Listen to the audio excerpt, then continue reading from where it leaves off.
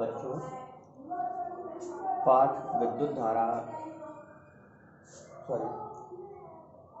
विद्युत धारिता की समाप्ति के बाद आज हम विद्युत चालन पाठ पर पहुंचते हैं, जिसमें सबसे पहले ये जानना जरूरी है कि विद्युत धारा किसे कहते हैं। देखो बच्चों, आपने सुना होगा कि धारा इलेक्ट्रॉनों के कारण बहती है। ये बात पूरी तरीके से सही नहीं है, क्योंकि इलेक्ट्रॉन तो लोहे में हैं, एल्युमिनियम में भी हैं, इलेक्ट्रॉन्स प्लास्टिक में भी हैं, इलेक्ट्रॉन्स लकड़ी के टुकड़े में भी हैं, लेकिन सभी में धारा का प्रवाह नहीं होता।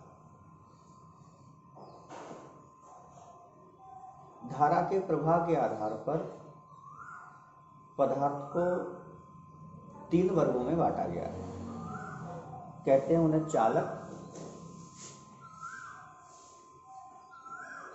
कुचालक और अर्धचालक। चालकों में धारा का प्रवाह सबसे तीव्र गति से होता है। कुचालकों जैसे प्लास्टिक है, लकड़ी है, कागज है, इनमें धारा का प्रवाह नहीं हो पाता। अभी समझाएंगे कि क्यों नहीं हो पाता। चालकों में धारा का प्रवाह होता है, बहुत तीव्र गति से होता है, तो क्यों होता है। अर्धचालक जो होते हैं वो चालक और कुचालकों के बीच भी कड़ी हैं। इनमें ना तो धारा बहुत बढ़िया करके बहती है और ना ये भी नहीं कह सकती कि बिल्कुल नहीं होती है। तो है क्या कि जैसे अगर किसी पदार्थ में मुक्त इलेक्ट्रॉन मान लो उपस्थित भी हैं। अब ये जानना जरूरी है कि मुक्त इलेक्ट्रॉन किन्हें कहते हैं, तो ध्यान देना है बात पे। मैंने आपको पिछले पाठ में कूलाम का नियम बताया था कि बल Q1 Q2 समानुपाती बटे R², कि बल जो होता है वो आवेशों के गुणनफल के समानुपाती होता है, लेकिन बल जो होता है आवेश के बीच की दूरी के वर्ग के व्युत्क्रमानुपाती होता है। इसका मतलब है कि आवेशों के बीच की दूरी जितनी अधिक होगी उन आवेशों के बीच बल उतना ही कम लगेगा। तो होता क्या है कि जैसे मान लो कोई पदार्थ है, जैसे मान लो सोडियम है। अब सोडियम Na11 का हमने इलेक्ट्रॉनिक विन्यास करा 2 8 है। तो पहली कक्षा में 2 इलेक्ट्रॉन, दूसरी में 8 होंगे और तीसरी कक्षा में 1 इलेक्ट्रॉन होगा। तो जो तीसरी कक्षा का इलेक्ट्रॉन है ये नाभिक से सबसे अधिक दूर है। तो जो इलेक्ट्रॉन सबसे अधिक दूर है, ये इलेक्ट्रॉन पहली कक्षा दूसरी कक्षा के इलेक्ट्रॉन पास है, तीसरी कक्षा का इलेक्ट्रॉन सबसे अधिक दूर है, तो नाभिक धनावेशित कण होता है, इलेक्ट्रॉन आपका ऋणावेशित होता है। तो ये दोनों आवेशित कण हैं, तो इन दोनों के बीच बल तो है, लेकिन नाभिक और तीसरी कक्षा के बीच की दूरी सबसे अधिक है। तो नाभिक और तीसरी कक्षा के बीच की दूरी सबसे अधिक होने के कारण नाभिक का तीसरी कक्षा पर या तीसरी कक्षा के इलेक्ट्रॉन पर जो आकर्षण बल लग रहा होगा वो सबसे कम होगा। तो होता क्या है बच्चों कि वह इलेक्ट्रॉन जो नाभिक से सबसे दूर होते हैं उन पर नाभिक का आकर्षण बल कम से कम होता है। और कम से कम क्यों होता है? कूलाम के नियम से, क्योंकि बल जो होता है वो आवेशों के बीच की दूरी के वर्ग के व्युत्क्रमानुपाती होता है। तो जो इलेक्ट्रॉन नाभिक से सबसे ज़्यादा दूर होगा, जिसकी दूरी ज़्यादा होगी, उस पर बल कम लगेगा। तो जो सबसे दूर के इलेक्ट्रॉन होते हैं उन पर नाभिक का आकर्षण बल कम होता है और वो पूरे क्रिस्टल में लगभग मुक्त रूप से गति कर लेते हैं। ऐसे ही इलेक्ट्रॉनों को हम कहते हैं मुक्त इलेक्ट्रॉन। और ऐसा नहीं है कि केवल मुक्त इलेक्ट्रॉन ही धारा प्रवाह के लिए उत्तरदायी हैं। आवेश धारा प्रवाह के लिए उत्तरदायी होता है और आवेश 2 प्रकार का होता है, धनावेश और ऋणावेश। अब इलेक्ट्रॉन जो है वो ऋणावेशित कण है, तो ये भी धारा का प्रवाह कर सकते हैं। और जो धनावेशित कण जैसे प्रोटॉन है, तो वो अगर वो भी कहीं मुक्त अवस्था में है तो वो भी धारा का प्रवाह कर सकता है। लेकिन सवाल ये उठता है, जैसे मान लो कोई चालक है। अब कहा जाता है चालक में मुक्त इलेक्ट्रॉन बहुत अधिक संख्या में होते हैं, इसीलिए उसमें धारा बहती है। लेकिन सवाल ये होता है, जैसे मान लो हमने कोई ये तांबे का टुकड़ा लिया, मान लो ये तांबे का तार है इतना बड़ा ये, और इसमें ये बहुत सारे मुक्त इलेक्ट्रॉन हैं। तांबा चालक है और चालक में ये बहुत सारे मुक्त इलेक्ट्रॉन उपस्थित है। लेकिन क्या तांबे का टुकड़ा, मान लो जैसे ये तांबे का टुकड़ा है और इसमें बहुत सारे मुक्त इलेक्ट्रॉन हैं और वो लगातार तांबे के अंदर गति कर रहे हैं, लेकिन फिर भी तांबे के टुकड़े को छूने पर क्या आपको इलेक्ट्रिक शॉक या विद्युत का झटका लगता है? ऐसा नहीं है। अगर हम तांबे या लोहे के टुकड़े को जिसके अंदर मुक्त इलेक्ट्रॉन बहुत अधिक संख्या में है उसको हम सीधे सीधे छू भी लेते हैं तो हमें विद्युत का झटका नहीं लगता, हमें उसके अंदर धारा प्रवाहित नहीं हो रही होती। इसका कारण क्या है? ध्यान देना है कि जब तांबे के टुकड़े को हमने किसी वोल्टेज से नहीं जोड़ा है, किसी भी मुक्त रूप से तांबे का टुकड़ा रखा हुआ है, तो इसके सब इलेक्ट्रॉन जो है वो अनियमित गति कर रहे होते हैं। अनियमित गति का मतलब टेढ़ी मेढ़ी गति, कोई कहीं जा रहा है कोई कहीं जा रहा है। जैसे मान लो ये इलेक्ट्रॉन अंदर जा रहा है तो ये इधर जा रहा है, ये ऊपर है तो ये नीचे जा रहा है, ये साइड में है तो ये लेफ्ट में जा रहा है। तो इस ढंग से एक दूसरे के विपरीत दिशाओं में सभी इलेक्ट्रॉन टेढ़ी मेढ़ी गति कर रहे होते हैं। होता क्या है कि हर आवेश, हर एक इलेक्ट्रॉन हो चाहे कोई भी आवेशित कण हो, पिछले पाठ में हमने आपको बताया है कि आवेश अपने चारों ओर विद्युत क्षेत्र उत्पन्न करता है।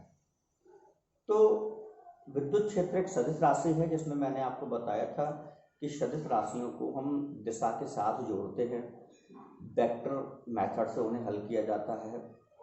जैसे मान लो दो सदिश राशियां अगर समान दिशा में हैं तो परिणामी उन दोनों को जोड़कर मिलेगा, विपरीत दिशा में है तो उन दोनों का परिणामी उसे घटा के मिलेगा। ठीक है, तो होता क्या है कि जैसे मान लो ये वाला इलेक्ट्रॉन है, इसका विद्युत क्षेत्र इस दिशा में उत्पन्न हुआ, ये इधर गति कर रहा है, इसका विद्युत क्षेत्र इधर उत्पन्न हुआ। इस वाले इलेक्ट्रॉन का विद्युत क्षेत्र मान लो इसके विपरीत है, तो अनियमित गति में क्या होता है, एक इलेक्ट्रॉन दूसरे इलेक्ट्रॉन के विपरीत दिशाओं में लगभग गति कर रहे होते हैं।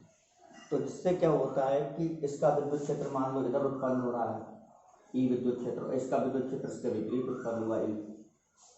अब दोनों के आवेश बराबर हैं इसलिए दोनों का विद्युत क्षेत्र बराबर होगा, लेकिन विपरीत दिशाओं में होने के कारण परिणामी विद्युत क्षेत्र जब निकालोगे तो दिशाएं विपरीत होने के कारण इन्हें परिणामी विद्युत क्षेत्र के लिए इनके विद्युत क्षेत्रों को आपस में घटाना पड़ेगा, और जब इनके विद्युत क्षेत्र आपस में हम घटाएंगे तो परिणामी विद्युत क्षेत्र शून्य हो जाएगा। तो इस कारण होता क्या है कि जब कोई चालक धातु का टुकड़ा जैसे तांबा है, एल्युमिनियम है या लोहा है, उसको हम किसी भी वोल्टेज पोटेंशियल डिफरेंस मतलब विभवांतर या आपने बैटरी के तार से नहीं जोड़ा है, तब उसके सारे इलेक्ट्रॉन अनियमित टेढ़ी मेढ़ी गति करते हैं और लगभग सभी इलेक्ट्रॉनों का विद्युत क्षेत्र एक दूसरे के विपरीत होता है, जिससे हमारे पूरे तार का या पूरे धातु के टुकड़े का परिणामी विद्युत क्षेत्र हमें शून्य प्राप्त होता है। और जब परिणामी विद्युत क्षेत्र शून्य हो गया तो इसका मतलब ये है कि इसमें कोई भी विद्युत क्षेत्र नहीं है, ये न्यूट्रल है, इसमें इलेक्ट्रॉनों पर कोई बल नहीं लगेगा। और कोई बल नहीं लगेगा, इलेक्ट्रॉन हम ये मान लेंगे कहीं गति नहीं कर रहे हैं और इनके कारण कोई भी धारा उत्पन्न नहीं होगी। लेकिन होता क्या है कि जब हम धातु के टुकड़े को किसी विभवांतर या बैटरी के सिरों से जोड़ते, जैसे मान लो धातु का टुकड़ा है, इसके ये अंदर ये मुक्त इलेक्ट्रॉन है और हमने इसे ये एक बैटरी के सिरों से जोड़ दिया। तो बैटरी के सिरों से जोड़ने पर होता क्या है कि धातु के दोनों सिरों पर ये विभवांतर उत्पन्न हो जाता है, एक तरफ पॉजिटिव वोल्टेज एक तरफ नेगेटिव वोल्टेज। जिस प्रकार जब दो गर्म वस्तुएं, दो विभिन्न ताप वाली गर्म वस्तुएं हम एक दूसरे के संपर्क में रखते हैं तो आपने देखा होगा उसमें ऊष्मा का प्रभाव गर्म वस्तु से मतलब उच्च ताप वाली वस्तु से निम्न ताप वाली वस्तु की ओर होने लगता है। उसी प्रकार जब हम किसी धातु के टुकड़े को किसी विभवांतर धातु के टुकड़ों के सिरों पर विभवांतर लगा देते हैं, मतलब कि बैटरी के सिरों से जोड़ देते हैं, तो एक सिरे पर धन विभव और दूसरे सिरे पर ऋण विभव उत्पन्न हो जाने के कारण दोनों सिरों का विभव अलग अलग हो जाता है, जिससे इस सिरे ए सिरे और बी सिरे, मान लो हमने इसे ए सिरा नाम दे दें और इसे बी सिरा नाम दे दें, तो दोनों सिरों के विभव अलग अलग हो गए, तो दोनों सिरों का विभवांतर अलग अलग हो गया। और ध्यान देना, ये पिछले पार्ट में समझाया था कि जब कोई आवेशित कण किसी विभवांतर, उस पर विभवांतर लगता है या किसी विभव ऐसे क्षेत्र में है जिसमें एक जगह और दूसरी जगह ए बिंदु और बी बिंदु के बीच में पोटेंशियल डिफरेंस है, तो उसमें आवेश हमेशा उच्च विभव से निम्न विभव की ओर गति करने लगता है। तो इसमें होता क्या है, जैसे इस सिरे पर धन विभव लगाया, इस सिरे पर ऋण विभव लगाया, तो होगा क्या कि जो ऋण विभव होगा ये नेगेटिव इलेक्ट्रॉनों को प्रतिकर्षित करेगा। लेकिन ये ऋण विभव नेगेटिव चार्ज और ये भी नेगेटिव चार्ज, तो दोनों के बीच प्रतिकर्षण बल लगेगा।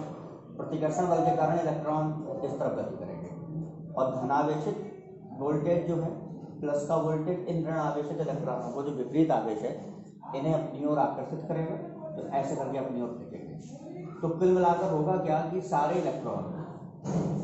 के सारे इलेक्ट्रॉन जो तार के अंदर होंगे, बच्चों को ऋण सिरे से धन सिरे की ओर गति करने लगेंगे।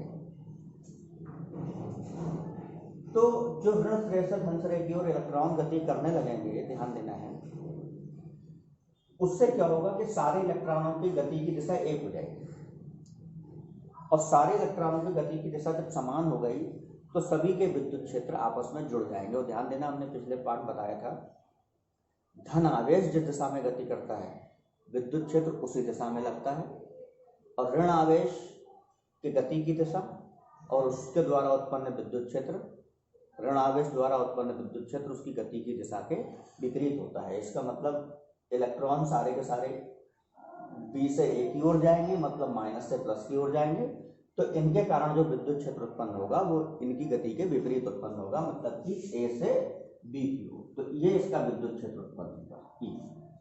तो जब सब इलेक्ट्रॉनों की गति की दिशा समान हो जाएगी, तो जब सब इलेक्ट्रॉनों की गति की दिशा समान हो जाएगी तो सब के विद्युत क्षेत्र आपस में जुड़ जाएंगे, जिससे एक बड़ा विद्युत क्षेत्र तार पर अप्लाइड हो जाएगा। तो तार पर एक बड़ा विद्युत क्षेत्र अप्लाइड हो जाएगा, और उसी विद्युत क्षेत्र के अंतर्गत जब कोई आवेश विद्युत क्षेत्र के अंतर्गत लगता है, रखा होता है, तो मैंने आपको बताया था उस आवेश पर एक बल लगता है, और उस बल के प्रभाव में आवेश गति करने लगेगा। तो होगा क्या कि जब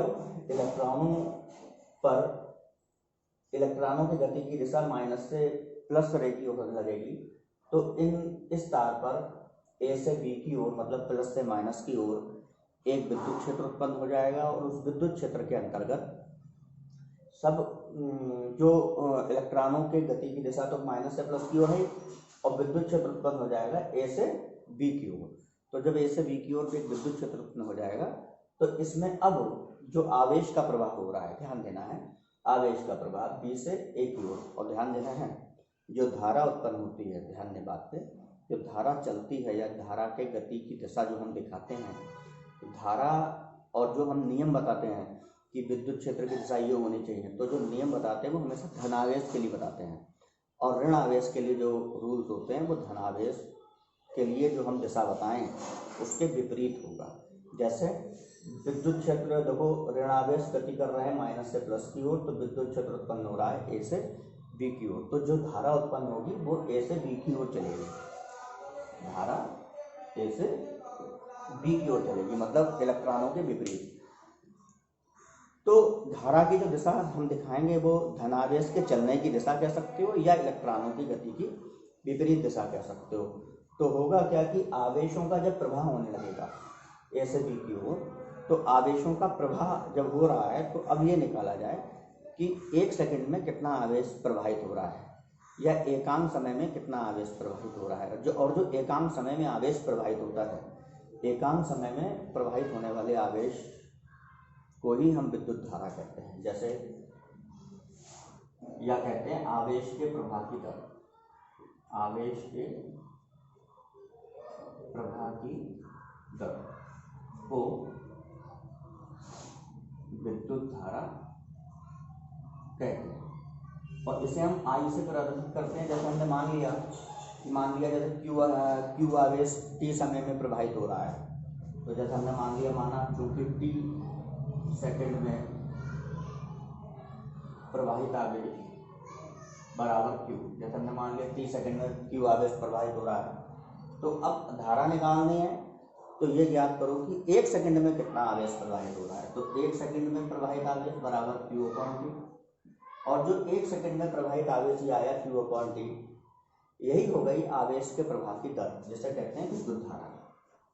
तो अतः विद्युत धारा, इसको हम आई से प्रदर्शित करते हैं। आई बराबर हो गया q/t।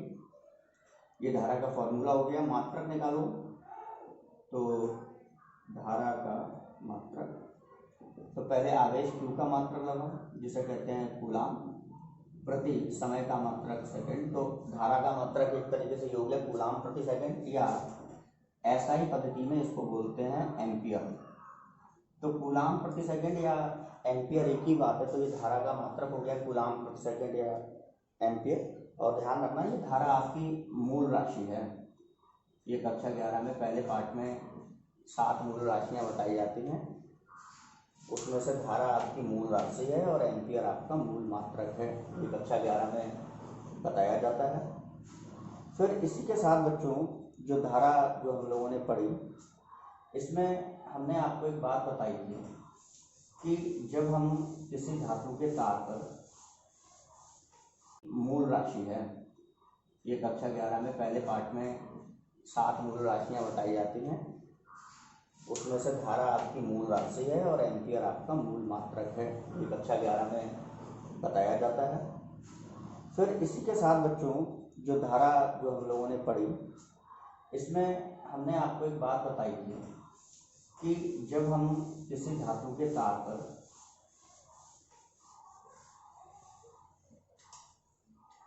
विद्युत क्षेत्र अप्लाइड कर देते हैं या विभवांतर लगा देते हैं, तो हमेशा आवेश उच्च विभव से निम्न विभव की ओर गति करता है। तो जो हमने ये बात बताई कि आवेश हमेशा उच्च विभव से निम्न विभव की ओर गति करता है, तो ध्यान देना, यह नियम केवल धनावेश के लिए लागू होता है। मतलब कि धनावेश उच्च विभव से निम्न विभव की ओर गति करेगा। तो जो इलेक्ट्रॉन होगा, जिसको हम ऋण आवेश कहते हैं, इलेक्ट्रॉन हमेशा निम्न विभव से उच्च विभव की ओर चलेगा। इलेक्ट्रॉनों के लिए नियम उल्टा होगा। इसमें धारा के संबंध में एक बात और ध्यान रखनी है कि धारा जो है वो सदिश राशि नहीं है। धारा एक अदिश राशि है।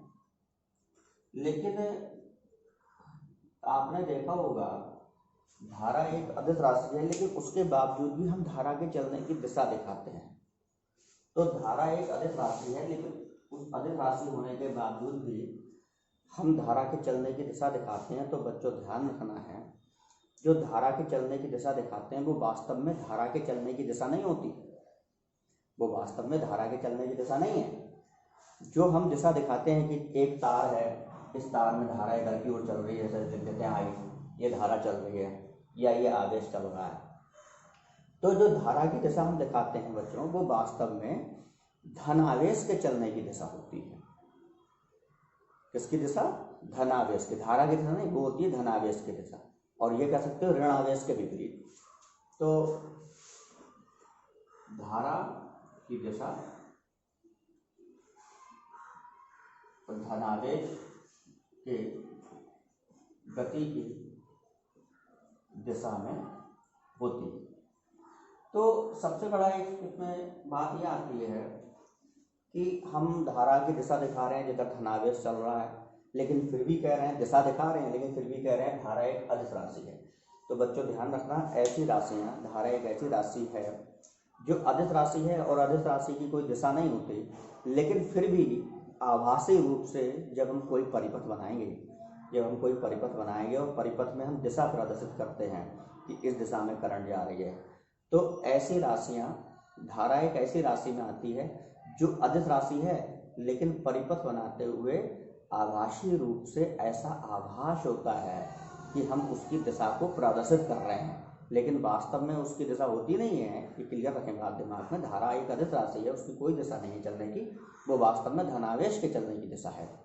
लेकिन फिर भी परिपथों में हम उसकी आभासी रूप से धारा की दिशा प्रदर्शित करते हैं। और ध्यान देना है, ऐसी राशियाँ जो वास्तव में होती अदिश हैं लेकिन फिर भी परिपथ में या उनको प्रदर्शित करते हुए उनकी दिशा प्रदर्शित की जाती है, अदिश होने के बावजूद भी दिशा प्रदर्शित करी जाती है, ऐसी राशियों को कहते हैं टेंसर राशियाँ। ऐसी राशि कहते हैं टेंसर राशियाँ। तो आपकी जो धारा है वो एक टेंसर राशि है। धारा जो है वो एक टेंसर राशि है। इसी में देखो एक बात और बताएं हम आपको। इसके बाद जो हमने किसी धातु के तार पर जब पोटेंशियल डिफरेंस लगाया, तो धातु के तार पर पोटेंशियल डिफरेंस लगाया, तो पोटेंशियल डिफरेंस लगाने से धातु के अंदर उपस्थित मुक्त इलेक्ट्रॉन एक निश्चित वेग से, धातु में उपस्थित मुक्त इलेक्ट्रॉन एक निश्चित वेग से एक निश्चित दिशा में, जैसे कि माइनस से प्लस क्यू, निश्चित वेग से निश्चित दिशा में गति करने लगे। और ध्यान रखना है, ये परिभाषा बहुत इंपॉर्टेंट है, ये पूछी जाती है। अनुगमन वेग किसे कहते हैं? इसे अनुगमन वेग, जिसको इंग्लिश में कहते हैं ड्रिफ्ट वेलोसिटी। तो होता क्या है बच्चों कि जब हम किसी चालक पर विभवांतर आरोपित करते हैं तो चालक में उपस्थित मुक्त इलेक्ट्रॉन एक निश्चित दिशा में सूक्ष्म वेग से गति करने लगते हैं, और चालक में उपस्थित मुक्त इलेक्ट्रॉनों को जो निश्चित सूक्ष्म वेग मिल जाता है, उसी वेग को कहते हैं हम अनुगमन वेग या ड्रिफ्ट वेलोसिटी। जब किसी चालक के सिरों पर विभवांतर आरोपित किया जाता है, तब चालक में उपस्थित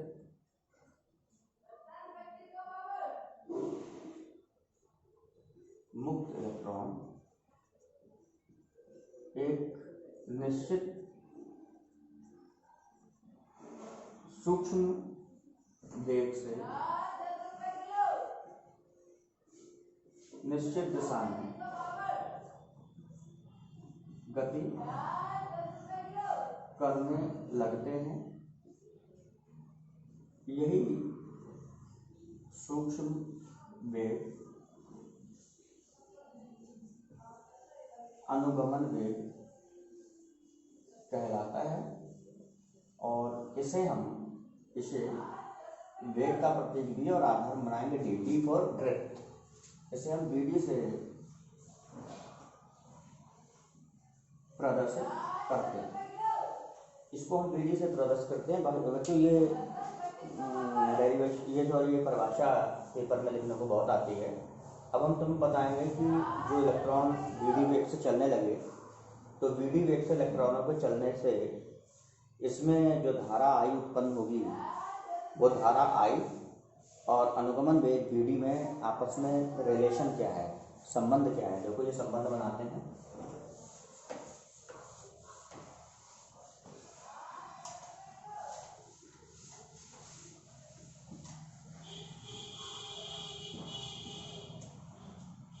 देखो बच्चों, ये माना कि हमने ये कोई चालक तार है, इसकी लंबाई L है, तार बेलनाकार रूप में होता है और इसके आधार का क्षेत्रफल ये A है। तो तार की लंबाई L है, आधार का क्षेत्रफल A है, तो इसका जो आयतन होगा, तार का आयतन वो L होगा, आधार का क्षेत्रफल गुणा लंबाई, ये इसका आयतन होगा। इसमें हम माना तार के एकांक आयतन में उपस्थित मुक्त इलेक्ट्रॉन, मान लीजिए स्मॉल n है, तार के एकांक आयतन में उपस्थित मुक्त इलेक्ट्रॉन स्मॉल n है और तार का आयतन Al है। तो पूरे तार में कितने इलेक्ट्रॉन होंगे? तार के एकांक आयतन में उपस्थित इलेक्ट्रॉन n है, तो Al आयतन में मुक्त इलेक्ट्रॉन, तो ध्यान देना है अगर आयतन एक होगा, एकांक आयतन में n है, तो Al आयतन में कितने होंगे, गुणा कर ले Al n। तो ये Al आयतन में उपस्थित मुक्त इलेक्ट्रॉन, तो तार के अंदर कुल इलेक्ट्रॉनों की संख्या हो गई, तो कुल इलेक्ट्रॉन्स की संख्या, इसको हम कैपिटल N कह रहे हैं, Al n, जिसमें ध्यान रखना है A तार के आधार का क्षेत्रफल, L तार की लंबाई और n जो है इसके एकांक आयतन में उपस्थित इलेक्ट्रॉनों की संख्या है। अब हमने तार को देखो एक बैटरी से जोड़ दिया, मान लो यहाँ एक V वोल्ट की हमने बैटरी लगा दी, और V वोल्ट की बैटरी लगा देने से तार के अंदर जो धारा उत्पन्न होगी या विद्युत क्षेत्र उत्पन्न हो गया, जिससे इसमें उपस्थित मुक्त इलेक्ट्रॉन माइनस रे से प्लस रे की, और ये ऐसे VD वेग से गति करने लगे। अब VD वेग से गति करने लगे तो उसमें जो धारा उत्पन्न होगी वो I, और देखो VD वेग में संबंध क्या होगा ये हमें निकालना है। तो ध्यान देना है, हमने धारा का सूत्र लिखा, धारा I बराबर Q/T। तो इसमें बच्चों जो Q है वो तार के अंदर उपस्थित कुल आवेश, और T जो है आवेश को एक सिरे से दूसरे सिरे तक जाने में लगा समय। अब तार के अंदर आवेश कितना होगा, तो देखो आवेश का सूत्र मैंने आपको पहले पार्ट बताया था, आवेश Q बराबर N, जिसमें N होती है तार के अंदर उपस्थित कुल इलेक्ट्रॉनों की संख्या और E एक इलेक्ट्रॉन का आवेश। तो Q की जगह हमने सूत्र लगाया Ne और बटे T हो गया, तो I बराबर N कुल इलेक्ट्रॉनों की संख्या है, इसका मान लगा दो Al स्मॉल n E बटे T। अब बच्चों इसमें देखो A N E L बटे T, जिसमें ये L अलग कर दिया बटे T, इसमें खासियत ये हो गई कि I बराबर जो ये L बटे T बना, L है ये एक सिरे से दूसरे सिरे तक की दूरी या इलेक्ट्रॉनों का इस माइनस सिरे से प्लस सिरे तक का विस्थापन, और T उसका समय। और बच्चों विस्थापन बटे समय कहलाता है हमारा वेग, तो ANE, और इसको हम वेग कहें लेकिन इलेक्ट्रॉनों का वेग BD को। तो ये फॉर्मूला हो गया तार में प्रवाहित धारा I बराबर NA VD इंटू T। जो ये फॉर्मूला बना, ये लिखो या ये लिखो एक ही बात है, ये हो गया किसी धातु के तार या चालक तार के सिरों पर विभवांतर आरोपित करने पर उत्पन्न धारा और उसमें बहने वाले इलेक्ट्रॉनों के अनुगमन वेग VD में संबंध। ध्यान रखना बच्चों, ये बहुत सिद्ध करने को आता है, बहुत इंपॉर्टेंट सूत्र है।